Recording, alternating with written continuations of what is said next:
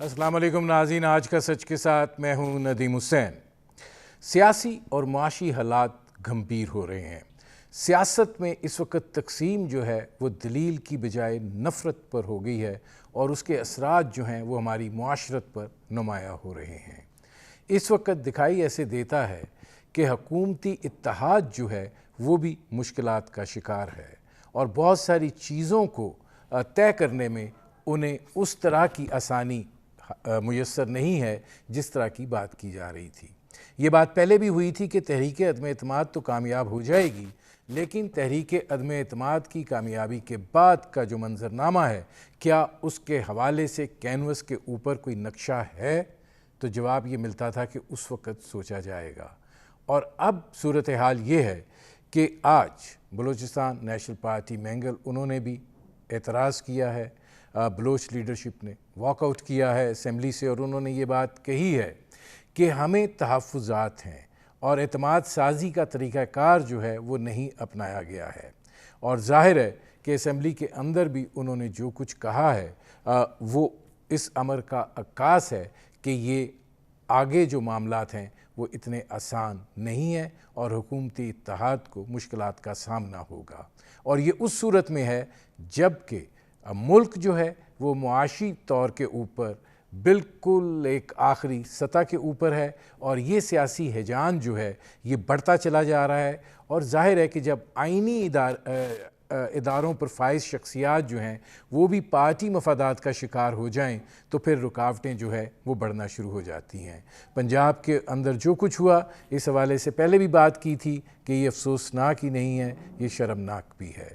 اور ظاہر ہے کہ اب جب عثمان بزدار صاحب سے استعفیٰ لیا گیا اور یہ بات اس وقت کہی گئی کہ یہ وزیر اعظم سے مخاطب ہیں اور اس کے اوپر گورنر پنجاب جو ہیں ان کا استعفیٰ قبول کر رہے ہیں، تو وہ اپوزیشن سے یہ آیا کہ غیر آئینی ہے، لیکن حکومت نے اس کو تسلیم کرنے سے انکار کر دیا۔ آج گورنر پنجاب عمر سرفراز چیمہ جو پاکستان تحریک انصاف کے ہیں وہ یہ کہہ رہے ہیں کہ وہ جو عثمان بزدار صاحب کا استعفیٰ تھا وہ غیر آئینی تھا اور اس حوالے سے جو ہے قانونی جو صورتحال ہے اس سے آگاہ کیا جائے۔ حمزہ شہباز شریف صاحب جو ہیں وہ پنجاب میں وزیر اعلیٰ کے طور پر منتخب ہو چکے، لیکن گورنر جو ہیں وہ اب ایک نئی اختراع اور ایک نئی صورتحال پر چل پڑے ہیں، جبکہ ان کے جو سیکٹری ہیں وہ ان کو کہہ رہے ہیں کہ یہ غیر آئینی اقدام ہوگا جو آپ کر رہے ہیں کہ آپ وزیر اعلیٰ سے حلف نہیں لے رہے ہیں۔ وہاں پہ اب ایک نئی قانونی اور آئینی جنگ جو ہے وہ شروع ہونے جا رہی ہے۔ یہ اس طرح کا رویہ جو ہے اور یہ جو طرز عمل آ گیا ہے کہ آپ چیزوں کو ایکسیپٹ نہیں کر رہے، آپ قبول کرنے کے لیے تیار نہیں ہیں، آپ ایک گریس کے ساتھ جانے کے لیے تیار نہیں ہیں، اور یہ آپ کا دعویٰ ہے کہ آپ کی عوامی مقبولیت جو ہے وہ بہت زیادہ ہے، تو پھر فکر نہیں ہونی چاہیے۔ جب سے فارن فنڈنگ کیس کے حوالے سے اسلام آباد ہائی کورٹ کا 30 دن کا فیصلہ آیا ہے تو خان صاحب اب اس بات کو بھی کہنا شروع ہو گئے ہیں کہ ان کو جو ہے اس حوالے سے نشانہ بنایا جائے گا۔ آج انہوں نے کچھ اپنے بیٹ رپورٹرز کو بلایا تھا اور اس میں انہوں نے یہ بات کہی ہے کہ چیف الیکشن کمشنر کا نام انہیں جو ہے اسٹیبلشمنٹ نے دیا تھا۔ انہوں نے یہ بات بھی کہی ہے کہ ان کے پاس جو 3 تجاویز آئی تھیں وہ اسٹیبلشمنٹ لے کر آئی تھی۔ وہ یہ بات بھی کہہ رہے ہیں کہ میں اس لیے نہیں بول رہا کہ میں چاہتا ہوں کہ ایک مضبوط فوج پاکستان کی ضرورت ہے۔ یہ سب پہ واضح ہونا چاہیے کہ مضبوط فوج جو ہے وہ یقیناً پاکستان کی ضرورت ہے۔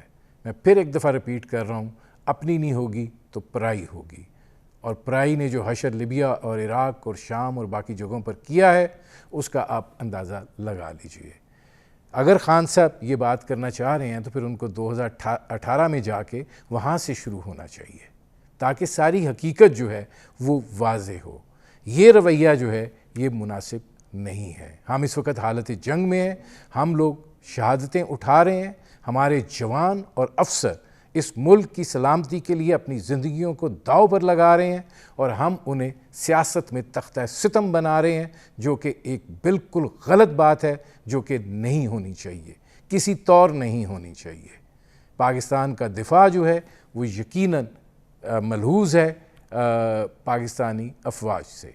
تو یہ صورتحال جو ہے یہ اس وقت درپیش ہے، اور یہ وہ منظرنامہ ہے جس پر کریں گے بات۔ آپ کا اپنے مہمانوں سے تعارف کرواتے ہیں۔ ہمارے ساتھ موجود ہیں شیلہ رضا صاحبہ، پاکستان پیپلز پارٹی کی رہنما ہیں۔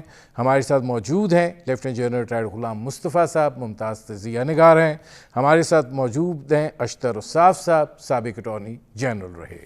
اس میں جنرل صاحب ذرا میں آپ سے پہلے شروع کرنا چاہ رہا ہوں کہ عمران خان صاحب جو ہیں تحریک عدم اعتماد آئی پسند ہے نہیں ہے، لیکن ایک پارلیمانی طریقہ کار ہے، وہ ہوا ہے، آپ اس کو قبول کرتے، الیکشن کا آپ دباؤ ڈال سکتے ہیں، بڑھا سکتے ہیں، مجبور کر سکتے ہیں۔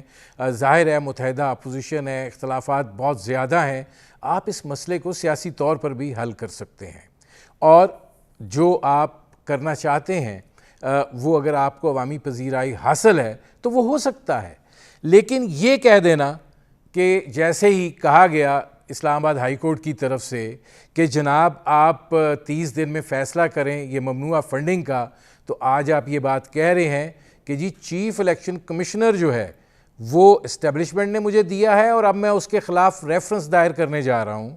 آپ یہ کہہ رہے ہیں کہ یہ جو مجھے ہٹایا گیا ہے، یہ 3 آپشنز جو ہے یہ بھی اسٹیبلشمنٹ میرے پاس لے کر آئی تھی، جبکہ D G I S P R کا موقف اس سے الگ ہے۔ جنرل صاحب یہ کیا طریقہ کار ہے اور یہ کتنا فائدہ مند اور سود مند ہے افواج پاکستان کے لیے؟ دیکھیے افواج پاکستان بدقسمتی سے تختہ نشانے پر رہی ہے اور تختہ مشق رہی ہے گزشتہ کافی عرصے سے، اور اس کی شروعات کی تھی محترم نواز شریف صاحب نے، جو اوپنلی بات چیت کر دی ہم نے، اور ان کے جو پیروکار ہیں یا ان کے جو فالوورز ہیں یا ان کی جو صاحبزادی ہیں، جب یہ شروع بات چیت ہوئی تو بہت عرصے سے نشانے پر ہیں افواج پاکستان، اور یہ تقلید صورتحال اس وقت بھی تھی۔ اب اسی کو بڑھا کے اور آگے لے کے چلے گئے ہیں۔ اب نقصان کیا ہو رہا ہے؟ دیکھیے نقصان آپ جو مرضی کر لیں۔ جب یہ تحریک عدم اعتماد کی بات ہو رہی تھی، میرا ٹویٹ ابھی ریکارڈ پر ہے، 7 تاریخ کو میں نے کہا تھا یہ کامیاب ہو یا ناکام ہو، ہر صورت میں پاکستان میں یہ جو ابتدائی بڑھے گی، کیونکہ ہم ابھی تک سیاسی طور پر اس بلوغت کے اس لیول پر نہیں پہنچے کہ جب ہم ایک پروسیس کو اس پروسیس کے طور پہ دیکھیں اور اس پروسیس کو اس طریقے سے چلائیں بھی۔ لیکن بدقسمتی سے نہ تو اس پروسیس کو اسی طریقے سے دیکھا جا رہا ہے، نہ ہی اس کو اس طریقے سے چلایا گیا ہے۔ اس لیے دونوں طرف سے جب آپ ڈیوائڈ دیکھتے ہیں تو قصور دونوں طرف ہے، اور بہت بڑے بڑے قصور ہیں۔ نہیں جنرل صاحب، میرا سوال آپ سے یہ ہے کہ نواز شریف صاحب نے شروع کیا، لیکن اب معاملہ نیکسٹ لیول پہ چلا گیا ہے، اور آپ اب اپنے آپ کو دنیا اندرونی اور بیرونی طور پہ اپنے آپ کو آپ ایک ایسی باٹل نیک میں لے آئے ہیں کہ راستہ نہیں دکھائی دے رہا۔ نہیں لڑتی، قومیں لڑتی ہیں۔ تو اب جب افواج پاکستان کا اور قوم کا رشتہ جتنا کمزور ہوتا جائے گا، خدا نخواستہ افواج اتنی ہی کمزور ہوتی جائیں گی، آپ کا دفاع اتنا ہی کمزور ہوتا جائے گا، آپ کی سلامتی کا خطرہ اتنے زیادہ بڑھ جائیں گے اس میں۔ اور یہ جو تقسیم کے دونوں طرف، تقسیم کے لفظ ہی نہیں آنا چاہیے تھا، ہمارے سیاسی جو ڈائلاگ ہے اس کا حصہ ہونا چاہیے ہی نہیں، اس کو باہر رکھنا چاہیے تھا۔ اب یہ ہو گیا ہوا ہے۔ اب بھی میری آپ کے تھرو ہماری جتنی پولیٹیکل لیڈرشپ ہے سب سے میری درخواست یہی ہے، خدا کے لیے چند جو اب میثاق پاکستان کی بات کریں، چند چیزیں جو نہیں ہمیں کرنی چاہیے، جب آپ باقی ڈیمانڈ دے رہے ہیں کہ ڈیمانڈ بھی ساتھ رکھیں کہ افواج پاکستان میں جو آپ کے لیے لڑ رہے ہیں، آپ کے بچے ہیں، میرے بچے بیٹا ایک جگہ پہ ہے، دوسری جگہ پہ لڑ رہے ہیں اس وقت، ان کا خیال کریں، دھیان کریں۔ ٹھیک ہے جنرل صاحب، میں آتا ہوں کیونکہ اس سے اب اور بھی بہت سے سوالات جو ہیں وہ پیدا ہو رہے ہیں۔ اشتر الصاف صاحب یہ فرمائیے گا کہ آئینی عہدے جو ہیں وہ پارٹی جب مفادات کے تحت ہو جائیں اور پھر آئینی بحران پیدا ہونا شروع ہو جائے، تو اب پنجاب کی جو صورتحال ہے جس طریقے سے آج چیف جسٹس صاحب نے جو سوال کیا گیا ان سے کہ رات 12 بجے کیوں عدالتیں کھولی گئیں، اس کا انہوں نے جواب دیا ہے۔ انہوں نے کہا ہے کہ عدالتی فیصلوں کا تحفظ جو ہے وہ ذمہ داری ہے، اور دوسری بات یہ ہے کہ ہم آئین کے محافظ ہیں اور ہم اپنا فرض ادا کرتے رہیں گے. یہ نہیں ہو سکتا کہ 10-15 ہزار لوگ آپ اکٹھے کریں اور آپ شروع ہو جائیں. یا سوشل میڈیا پہ جو کچھ ہو رہا ہے انہوں نے کہا ہمیں اس کی پرواہ نہیں ہے. تو وہ جواب تو آ گیا, لیکن یہ جو اب آئینی بحران پیدا ہو رہے ہیں اس کے بارے میں آپ کیا کہتے ہیں؟ کہ یہ بحران جو ہے یہ آئین کے وجہ سے نہیں ہے, یہ آئین کو فالو نہ کرنے کی وجہ سے. اگر ہم آئین کو فالو کریں, قانون کو فالو کریں, تو یہ سچویشنز کبھی ارائز ہی نہ ہو. اسی لیے کہا یہ جاتا ہے کہ جب بھی آپ کوئی لوگوں کی تعیناتی کریں, آپ لوگوں کو سلیکٹ کریں, آپ لوگوں کو الیکٹ کریں, آپ جو بھی اس طرح کی بات کریں اس میں ضرور دیکھیں کہ اس شخص کا کیا کردار ہے, اس کا کیا سٹینڈنگ ہے, اس کے سٹیکس کیا ہیں. بہت بار یہ کہا جاتا ہے کہ جی فلاں پولیٹیشین کے سٹیکس پاکستان میں نہیں ہے, فلاں کے نہیں ہے. سوال یہ نہیں ہے کہ ان کے جائیداد یہاں ہے یا کہیں اور ہے, یا ان کے بچے, ہمارے پرائم منسٹر جو بھی گئے ہیں ان کے بچے بھی تو ملک سے باہر ہیں. سو یہ سوالات نہیں ہیں. سوالات تو یہ ہیں کہ کیا ایک شخص یا اشخاص جو ہے وہ آئین اور قانون کی بالادستی چاہتے ہیں یا نہیں چاہتے. یاد رکھیے ہٹلر اور موسولینی دونوں الیکشن کے ذریعے آئے تھے, اور ان کے جس طریقے سے انہوں نے ایکٹ کیا, جس طریقے سے انہوں نے یہ سارے معاملات اپنے ملکوں میں چلائے, اس کی وجہ سے ان کے ملکوں میں بربادی ہی ہوئی. بہت افسوسناک بات ہے کہ ہمارے جو آئینی عہدیدار ہیں وہ اپنے آئین کی جو اوتھ لیا ہوا ہے اس کی پاسداری نہیں کر رہے. اچھا, اس میں اشتر وصاف صاحب ایک سوال میں آپ سے پوچھتا ہوں کیونکہ یہ سوال تو آگے بہت چلیں گے. یہ فرمائیں کہ جب استعفیٰ لیا جا رہا تھا عثمان بزدار صاحب سے, تو وہ انہوں نے ایڈریس کیا تھا وزیر اعظم پاکستان کو, اور پھر اس کے اوپر گورنر صاحب جو تھے چودھری سرور صاحب, انہوں نے اس کے اوپر ان کا استعفیٰ جو ہے وہ قبول کیا تھا.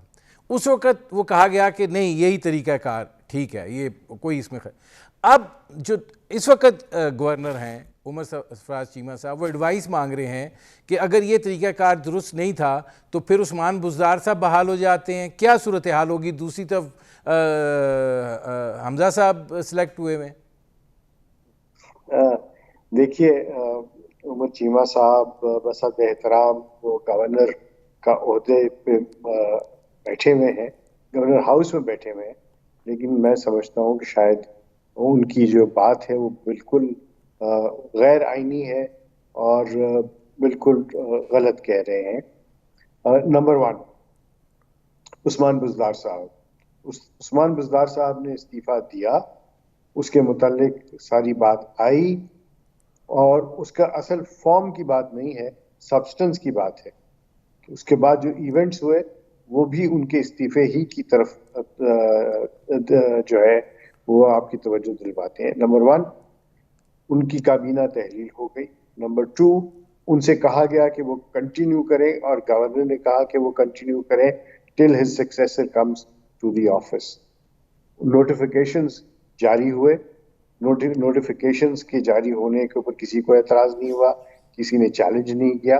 اس کے بعد الیکشن کی تاریخ مقرر ہوئی, الیکشن ہوا. اس الیکشن میں بھی جو پارٹی دونوں پارٹیز میں جو کچھ ہوا وہ ہمارے سامنے وہ بہت ناپسندیدہ عمل تھا, لیکن الٹیمیٹلی الیکشن ہوا اور حمزہ شہباز صاحب اس کے اندر جو ہے وہ چیف منسٹر الیکٹ ہوئے. ان کا نوٹیفیکیشن جو ہے وہ جاری ہوا. اب چیمہ صاحب اس کو بھی کہہ رہے ہیں کہ جی میں نہیں مانتا, میں جو سیکرٹری کی وہ سیکرٹری جس کو سسپینڈ کر دیا گیا تھا اس کی رپورٹ کے اوپر وہ کر رہے ہیں. چیمہ صاحب نے اپنے سیکرٹری سے بھی اس کے اوپر رائے مانگی. ان کو یہ ایڈوائز کیا گیا کہ جناب آپ کو کوئی حق حاصل نہیں ہے کہ آپ سیکرٹری کی جو رپورٹ ہے اس کے اوپر چلیں. اور ان کا جو استدلال ہے, دونوں استدلال جو ہے, ایک یہ کہ عثمان بزدار صاحب جو ہے وہ ان کا استعفیٰ منظور نہیں ہوا, وہ بھی غلط ہے. نمبر 2, جو بات کہہ رہے ہیں کہ الیکشن غلط ہوا، وہ بھی غلط ہے. مجھے اشتر صاحب ایک بریک لینا پڑ رہا ہے. ناظرین ہماری گفتگو جاری ہے، ایک مختصر سے کمرشل بریک کا وقت ہوا ہے. ملتے ہیں اس وقفے کے بعد.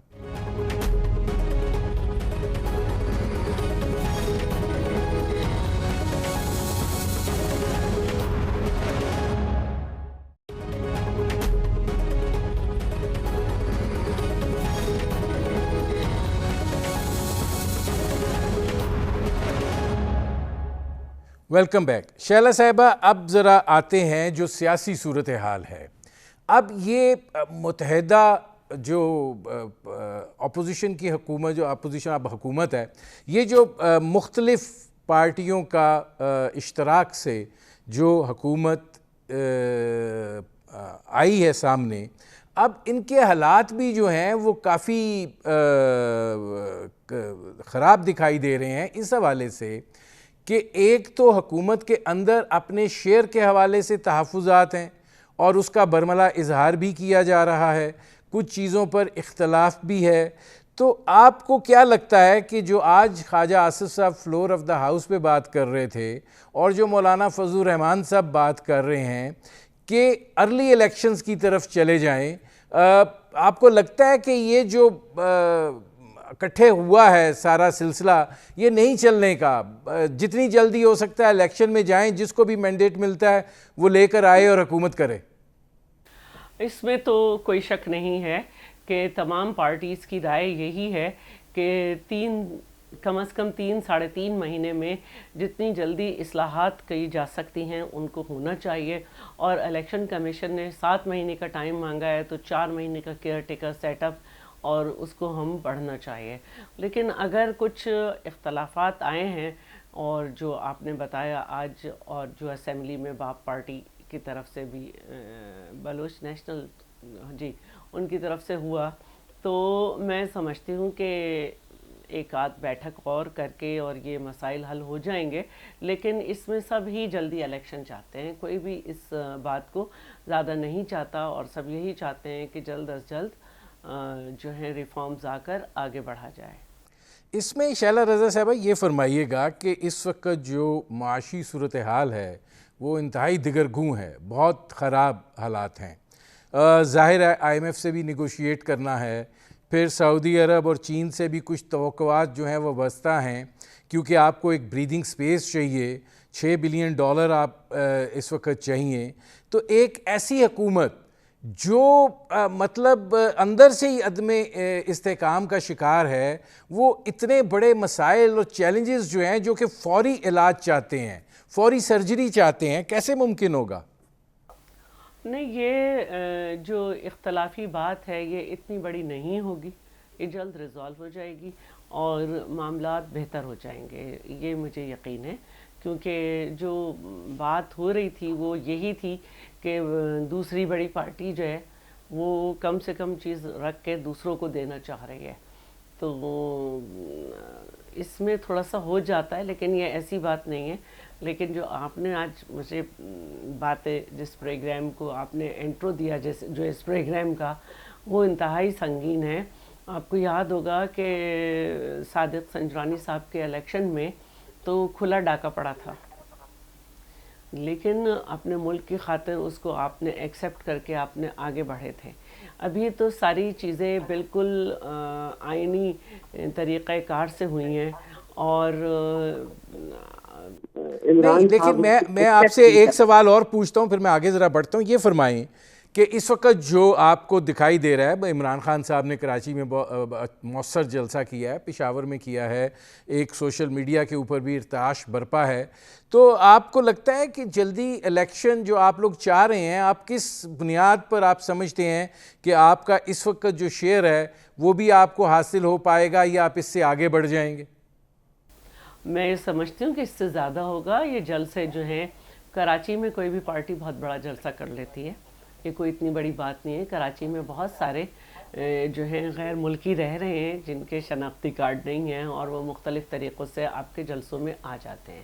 یہ کوئی اتنی بڑی بات نہیں ہے کہ 2.5 کروڑ کی آبادی میں اگر زیادہ سے زیادہ 15-20 ہزار لوگ آپ کے کسی جلسے میں آ گئے، یہ کوئی اتنی بڑی بات نہیں. جبکہ سندھ سے بھی مریدین آئے ہوئے تھے. تو اصل بات یہ ہے کہ اس جلسے میں کہا کیا. اگر آپ کے خلاف ابراج گروپ آف کمپنی کا کیس ثابت ہونے جا رہا ہے، اب عارف نقوی پکڑے جا چکے ہیں، ان کو امریکہ منتقل کیا جا چکا ہے، پارٹی فنڈنگ کیس آپ کا بالکل اوپن ہے اور آخری مرحلے میں ہے، تو ضروری ہے کہ آپ ہر چیز میں اپنی اسٹیبلشمنٹ کو کہہ کے شامل کروائیں اس کو، اور پھر کہیں کہ باہر کی جو فوج ہے وہ آ جائے گی، اپنی فوج اس سے کمزور ہو رہی ہے۔ فوج کوئی کمزور نہیں ہو رہی، فوج کا اوپر لوگوں کو خوشی ہے، ایک اعتماد آیا ہے کہ اس ملک میں اب ادارے جو ہیں وہ آئین کی سربلندی کے لیے آگے آئیں گے۔ اور عمران صاحب کو یہ سمجھنا چاہیے کہ جب عارف نقوی پکڑے گئے تھے، جب بھی انہوں نے عارف الوی کا ہی نام لیا تھا، ٹھیک ہے جی، میں آتا ہوں شیلا رضا صاحبہ۔ اس میں جنرل صاحب یہ فرمائے گا کہ ایک بڑی تھن لائن ہے، بنیادی طور پہ عمران خان صاحب جو ہیں وہ اپنے ممنوعہ فنڈنگ کیس سے بہت خائف ہیں، اور کراچی جلسے میں انہوں نے اس کا برملا اظہار بھی کیا ہے، اور جب وہ یہ بات کہیں کہ چیف الیکشن کمشنر جو ہے اس کا نام اسٹیبلشمنٹ کی طرف سے آیا اور میں اس کے خلاف ریفرنس بھیجنے جا رہا ہوں، تو جنرل صاحب وہ ایک طریقے سے قصوروار ٹھہرا رہے ہیں دوسری طرف کو، اور جب وہ یہ بات بھی کہہ رہے ہیں D G I S P R کے بیان کے برعکس کہ تجاویز جو ہیں وہ ادھر سے آئی تھیں، میں نے تو نہیں دی تھیں، تو یہ رجحان جو ہے یہ کیا مطلب اس کا نتیجہ کیا نکلے گا؟ دیکھیں جو کچھ ہم سوشل میڈیا پہ دیکھ رہے ہیں وہ بڑا افسوسناک ہے۔ جی بالکل صحیح، میں آپ سے پوری طرح متفق ہوں اس بات پہ کہ جو چیزیں، بہت ساری چیزیں ایسے ہوتی ہیں جب آپ حکومت میں ہوتے ہیں، اسٹیٹ کی مینجمنٹ آپ کی ذمہ داری ہوتی ہے، تو اس میں بہت ساری چیزیں ہوتی ہیں، ایز اے پرائم منسٹر ہوں، as a chief army staff ہوں، ایز اے چیف جسٹس ہوں، صدر ہوں، بہت ساری چیزیں آپ کی اس ذمہ داری کے جو آپ ادا کر رہے ہوتے ہیں اس کے سلسلے میں آپ کے نالج میں آتی ہیں، آپ کو پتہ چلتی ہیں، آپ سے بات ہوتی ہے۔ وہ ہر چیز اگر باہر آپ اگلنا شروع کر دیں گے تو پھر کوئی حکومت کے معاملات، اسٹیٹ کے معاملات صحیح چل نہیں سکتے اس میں۔ تو جو چیزیں ہیں ان کو اسی سیاق و سباق میں رکھنا چاہیے، اور انڈائریکٹلی یا ڈائریکٹلی جب آپ ہنٹنگ شروع کر دیتے ہیں تو نقصان وہ اپنا کریں گے۔ اس پہ اس وقت ایک پاپولرٹی ان کے رائز پہ ہے، اس پہ رکھیں اس کو، کیس یا کیس چلے گا۔ وہ اب میرے کہنے سے یا خان صاحب کے کہنے سے جو حقائق کے کیس کے بدل نہیں سکتے۔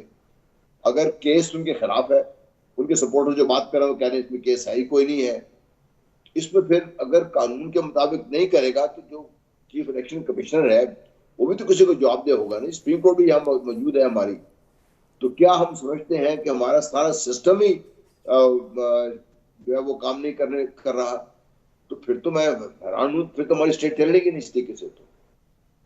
تو یہ میں دیکھیے مجھے بہت سی چیزیں بہت تکلیف دہ ہیں کہ جب کوئی بھی شخص ہو، اس میں اے بی سی کی بات نہیں ہے اس میں، اور یہ پرانی حکومتوں میں ہوتا رہا۔ اب اگر یہی عمران خان صاحب نے دہرانا ہے تو پھر ان کے لیے بہتر ہے کہ بھئی جس طریقے سے اب ان کو موقع دوبارہ مل رہا ہے، پولیٹیکل ایک ان کو ریجولیشن کی ہو رہی ہے، اس کو وہ سیاسی میدان میں رکھیں، بہت بہتر ہے، بہت بہتر ہے۔ اور جو قانونی مجھے جن صاحب ایک بریک لینا پڑ رہا ہے، ناظرین ہماری گفتگو جاری ہے، ایک مختصر سے کمرشل بریک کا وقت ہوا ہے، ملتے ہیں اس وقفے کے بعد۔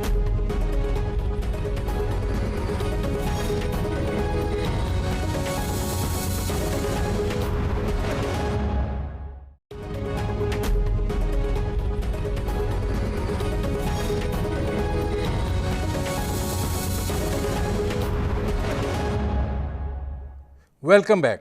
اشتر اساف صاحب یہ فرمائیے گا کہ جو اب پنجاب کی صورتحال ہے، ظاہر ہے کہ مسلم لیگ نواز نے یہ فیصلہ کیا ہے کہ آئینی پٹیشن جو ہے وہ دائر کی جائے گی، لیکن اگر اب کیا عدالت کی طرف سے ہی آئے گا کہ جی آپ حمزہ شہباز سے حلف لیں، ادھر صدر پاکستان بیٹھے ہوئے ہیں، وہ گورنر صاحب کو کہہ رہے ہیں کہ آپ کا استعفیٰ جب تک منظور نہیں ہوتا آپ کام جاری رکھیں، تو اس کی کیا آئینی پوزیشن ہے؟ صدر صاحب کب تک روک سکتے ہیں؟ اور اگر صدر صاحب بیٹھے ہوئے ہیں اور ریاست کی کوئی ضرورت ہے اور وزیر اعظم صاحب بھیجتے ہیں اور وہ نہیں ہوتا، تو پھر یہ نظام کیسے چلے گا؟ دیکھیے، جو پریزیڈنٹ کو ایڈوائس دی جاتی ہے بائی دا پرائم منسٹر، وہ پریزیڈنٹ کے اوپر بائنڈنگ ہے۔ زیادہ سے زیادہ وہ یہ کر سکتے ہیں کہ وہ اس کو واپس بھیج دیں اور واپس بھیجنے کے بعد اگر دوبارہ پرائم منسٹر ان کو کہیں کہ نہیں یہ کام اسی طرح ہونا ہے تو اس کو کرنا ان کو پڑے گا، ورنہ وہ آئین شکنی کے مرتکب ہوں گے۔ یہ تو ہو گیا قانونی پہلو، اور اس میں 25 دن کا مارجن ہے۔ مطلب اب سوال اس کا مطلب یہ ہے کہ وہ 25 دن عمر سرفراز چیمہ کو کنٹینیو رکھ سکتے ہیں ایز گورنر پنجاب؟ نہیں، وہ کنٹینیو کرنے کی تو بات ہے نہیں وہاں پہ، وہ یہ ہے کہ جو ایڈوائس دی گئی ہے اس کو وہ واپس بھیج سکتے ہیں۔ ابھی تک انہوں نے واپس نہیں بھیجا، اگر واپس بھیجیں تو وہ 15 ڈیز کے اندر ہوتا ہے، اور اس کے بعد جب ان کو ایڈوائس واپس چلی جائے اس کو انڈورس کر کے دوبارہ، تو پھر ان کے پاس 10 دن کے اندر اندر اس پہ عمل کرنا ہوتا ہے۔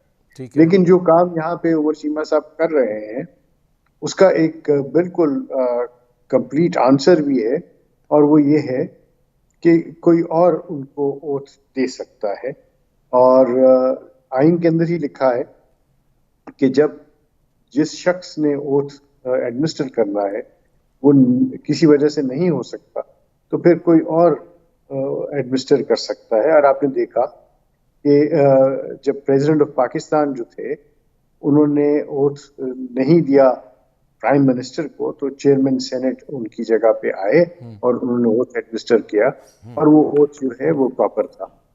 سو یہ ہے، لیکن جو مجھے چیز بادر کر رہی ہے وہ یہ ہے کہ اتنی ساری جھوٹ اور مبالغے کے اوپر اور غلط بیانی کے اوپر سارا کچھ ہو رہا ہے۔ اور ایک انٹرسٹنگ بات میں آپ کو بتاؤں کہ جو 30 ڈیز کا ٹائم دیا ہے اسلام آباد ہائی کورٹ نے، وہ اسد عمر صاحب نے پٹیشن فائل کی تھی پی ٹی آئی کی طرف سے، جس پہ یہ آرڈر آیا ہے۔ تو اگر یہ آرڈر آیا ہے تو پی ٹی آئی نے خود ہی آرڈر کیا ہے۔ ٹھیک ہے، میں آتا ہوں اشتر رضا صاحب، یہ انٹرسٹنگ فیکٹر ہے کہ یہ آرڈر جو ہے یہ ادھر سے آیا ہے۔ شیلا رضا صاحبہ یہ فرمائیے گا کہ یہ اب ایک ایسی کنفیوز صورتحال ہے کہ جس کے اندر جو پولیٹیکل لیڈرشپ ہے، خاص کیونکہ آپ لوگوں نے اسپیئر ہیڈ کیا تھا تحریک عدم اعتماد کو، اور ظاہر ہے کہ بوجھ بھی آپ لوگوں پر ہی زیادہ ہے، تو یہ آپ کو لگتا ہے کہ یہ 5-6 مہینے ایک تو جب تک الیکشن نہیں ہوتے یہ سروائیو کر سکتے ہیں، اور دوسرا یہ کہ جو چیلنجز درپیش ہیں ان سے اس طریقے سے نپٹا جا سکتا ہے جس طریقے سے اس وقت کوشش ہو رہی ہے؟ چیلنجز تو ہیں، اسی وجہ سے تحریک عدم اعتماد لائی گئی کہ جو چیلنجز ہیں وہ پی ٹی آئی کے بس کے نہیں ہیں، اور یہ کہہ کے لائی گئی کہ سب مل کے ان چیلنجز سے نمٹیں گے۔ کچھ مس انڈرسٹینڈنگ اگر اول میں نظر آ رہی ہے تو یہ بہت جلد سیٹل ہوگی، لیکن جہاں تک معاشی معاملات ہیں ان کو یقیناً بہت مشکل سے لے کے آگے چلنا ہے، کیونکہ بہت سارے فیصلے جو سیاسی ہیں وہ بہت دیر آپ کڑوے گھونٹ کو نہیں لے سکیں گے۔ آپ کو ان کو شرائط جو رکھی گئی ہیں آئی ایم ایف کی، جو تلخ ترین اور سخت ترین شرائط ہیں جن کا ذکر سابق وزیر خزانہ کر کے گئے ہیں، یہاں تک کہہ کے گئے ہیں کہ کوئی معاشی پالیسی ہی نہیں ہے 4 سال میں، ہم کبھی یہ اپناتی ہے حکومت کبھی وہ اپناتی ہے۔ اور جب وہ آئے تھے تو انہوں نے کہا تھا کہ آئی ایم ایف سے بہت سخت شرائط ہیں، تو آپ بہت دیر ان سخت شرائط سے پیچھے نہیں ہٹ سکتے۔ تو اگر آپ کچھ سبسڈی بھی دیں گے تو آپ کو کسی اور لمحے اس کو پیچھے بھی ہٹانا پڑے گا۔ یہ ایک سخت بات ہے، لیکن یہ اس کو کس حکمت عملی سے لے کے چلتی ہے نئی حکومت، یہی دیکھنا ہے۔ اور میں سمجھتی ہوں کہ بہت جلدی جو ہے ایک کیبنٹ سامنے آئے گی۔ جنرل صاحب آپ سے ذرا میں اسٹریٹ سوال یہ اس لیے پوچھ رہا ہوں کہ بڑا چیزیں ڈپینڈنٹ ہیں۔ اگر جو فارن فنڈنگ کیس والا معاملہ ہے، ظاہر ہے اس میں بہت سارے مسائل ہیں، اور اس کو میں نے اس کیس کو دیکھا بھی ہے اور جو لائرز کر رہے ہیں ان کے ساتھ بیٹھا بھی ہوں، اس میں مسائل ہیں۔ اگر فیصلہ خان صاحب کے خلاف آ جاتا ہے تو رد عمل کے طور پہ وہ ابھی سے پیش بندی کر رہے ہیں، تو اس کا نتیجہ کیا ہوگا؟ دیکھیے، جو پولیٹیکل ریالٹیز ہیں نا وہ سیاسی طریقے سے ہی چلیں گی آگے۔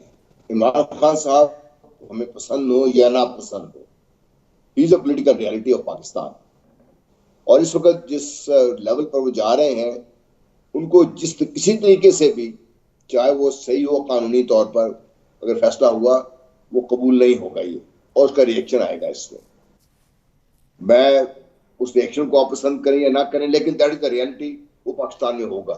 ہم جو کچھ یہ دیکھ رہے ہیں ایک ایکشن کا اوپر سے جو ریئیکشن آ رہا ہے آپ سے، وہ آپ کے سامنے ہے، یہ بڑھے گا آگے سے.